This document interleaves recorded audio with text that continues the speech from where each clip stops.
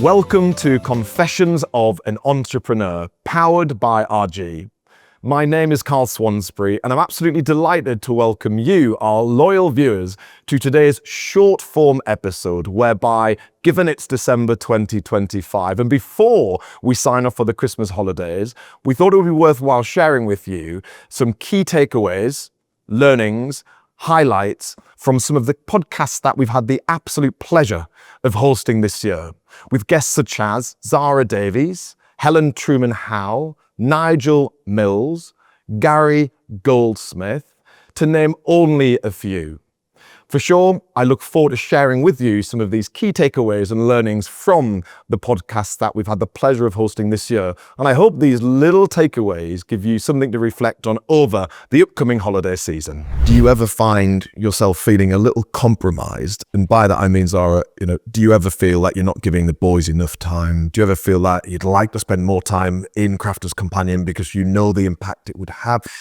Do you ever feel like you're just doing a lot but not doing anything to the best of your ability? Life is one huge compromise. And the day I made peace with the fact that I couldn't do everything 100% every day is the day I think I started living life a bit more. So if I look, and it was before I had kids, I lived to work.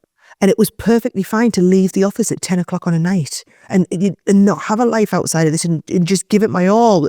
But that was fine because I had my all to give. Totally. As soon as I had kids, actually, priorities change in life. I want the business to have my all, but I'm leaving work at 5 o'clock because I'm having the night with my kids. And as soon as you have that, you learn to prioritize and you think, right, I can't give the business 16 hours today. I can give it 8. But I have to make those 8 hours count. Right. I have to make sure that they get the 80% of what they need from me because they can't have the 100%. What is the thing that you are the most proudest of having achieved? And I acknowledge there are many things, but what is the one thing when you sit down makes you feel the proudest? I think that probably, I would like to think that everybody in the business are coming to work and that they know that if they had a problem, right, they can share that problem and then they can work through stuff. I spend loads of time making sure people are okay. And I think that just that really, knowing that those people know that not just myself, but the senior leadership team, the supervisors that are there, they are one. That's the key thing for me. So that one thing, and I suppose if I had to round it up in one word, I would just say culture, good culture. That's it. That's what I'm proud of. You see the good in everyone. You trust everyone until they give you a reason to not trust them. Yeah. And I think that's a really interesting way to approach new relationships rather than to say, you have to earn my trust until then I don't trust you. When someone crosses you or someone demonstrates that perhaps you've trusted them too much, what happens? And is someone able to earn back that trust? Or do you believe that once someone's dicked you once, that's just in their DNA and therefore perhaps they should never be given a second chance? Yeah. No, I don't hold grudges, to be honest, because, people can change, people can make mistakes. I've made mistakes. If you judge me by some of the stuff I had done when I was younger and then break me off based on that, I'm a different person now. So, yeah, no, I don't hold grudges. So I've got people in my life where they have wronged me. You get it. As you become successful from a personal perspective, all of a sudden everyone lends money from you at your friend groups. And that happens. And, you go through a process with that where some people don't pay you back and you realise who your friends are. But, I've had mates who have lent money off me and then they disappear. But they come back 5 years saying, I'm sorry, I was a dick. And, what over 500 quid, what's the point? So, yeah, I do forgive and forget. Some people I know innately are those types of people. But again, it's part of the process. You're dealing with humans here, personal and professionally. So, yeah, I don't hold grudges, but again, I'm just always very aware. I'm always very aware of the situation. How possible has it been for you over that journey to anticipate change versus respond to change when it's been introduced?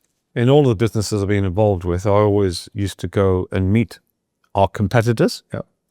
And I was very lucky that the businesses I have been involved with, people are willing to talk to me, to share. I mean, we all compete at the sharp end, Yes. but the back end people share. Yeah. I also was on the board and helped shape industry representative bodies, which allows you to meet other people, but also those representative bodies tend to talk to government because there's government legislation that can have such a devastating effect on your business. And so when the government are considering things like minimum wage and other things which really affect you directly, you have a little bit of a voice through trade associations. So how were we able to anticipate that? I think by networking, by learning from others and being involved with trade associations, so that if we had a voice with the legislators, and if we couldn't affect the outcome, at least we understood better what the potential challenges were following that change, so we could anticipate that and change the business going forward.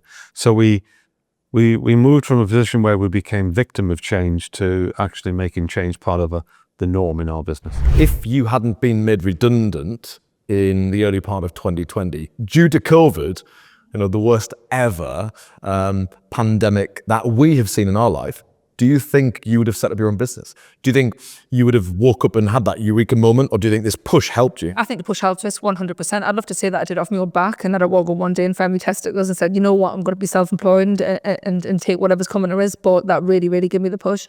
And I think a lot of businesses set up in COVID. A lot of businesses. Same reasons. Same reasons. Yeah. Same reasons. And it made people think, God, you know what, like, also that, people haven't really got control of their own lives. Yeah. I think that's a really important thing, isn't it? Because I think up until COVID, certainly in our lifetime, we probably thought we could control most things because everything was predictable. We had parameters that we had to work within. But COVID was just a complete rug being pulled.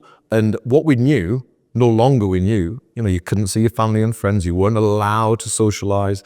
You had to work from home. It was just, for the first time, a real reminder of the fact that the things you spend most of your time thinking about aren't important. Anything that you do differently is a consequence of perhaps things you've done before that you wish you hadn't. I did things in my life, and they were all very positive. Totally. So they've all added to this rich tapestry of this nut job that is Gary, who, I don't want to conform. I don't want to be what everyone thinks. I kind of like being a bit punk, and the world's just full of dry, crusty and grey, but the people who do things differently, I kind of really aspire to. It's been an absolute pleasure today to be able to share with you, our viewers, some key takeaways from many of the brilliant podcasts that I've had the opportunity to facilitate during 2025. For me, there's 4 takeaways that I will take into the holiday season. And of course, in turn, I hope you likewise, our viewers, can do the same. The first for me is, for sure, a reminder of the fact that from adversity can, with the right mindset, come opportunity. And therefore, if you've had a tough 2025, or perhaps feel as if you're ending the year not as you had hoped, do not worry. Without doubt, opportunity is around the corner. Secondly, I do think fortune does favour the brave. Acknowledging anything worth achieving is not easy. And therefore, the need to dig deep, the need to make difficult decisions, I think is something we all absolutely day to day have to grapple with. Another thing that's come out of 3 or 4 of my different podcasts this year has been imposter syndrome and the idea of feeling a little out of body as you go about trying to set up and scale a business, especially if you haven't got the playbook and haven't done that before. Don't forget, people put you in an opportunity as a consequence of your ability. Don't question why people see ability in you. Don't challenge opportunities as they are presented. Take advantage and make the most of the situation. Finally, even though this may seem depressing at first sight, I actually think it's the most inspiring lesson we can all take away, which is an absolute reminder of the fact that life is short. One day we will all die. One day someone will live in our house and drive our car. And as a consequence, this is not a dress rehearsal. Take nothing for granted, dig deep, achieve and absolutely visualize the lifestyle you envisage, because for sure, if you do, the only person who will stand in your way of achieving what it is you are trying to is you. It's been an absolute pleasure having you, our viewers, join us for our Confessions of an Entrepreneur podcast during the course of 2025. And we really look forward to welcoming you back for our second season of Confessions of an Entrepreneur in January 2026, when we'll have some fantastic guests joining me on my podcast. But for now, I wish you a very Merry Christmas. If you would like to watch this or any other podcasts over the holiday season, then for sure do download Confessions of an Entrepreneur from wherever you download your podcast from. But for now, I sign off by wishing you a very healthy, wealthy, and prosperous 2026. And I hope that all of the things you aspire to achieve and some become your reality.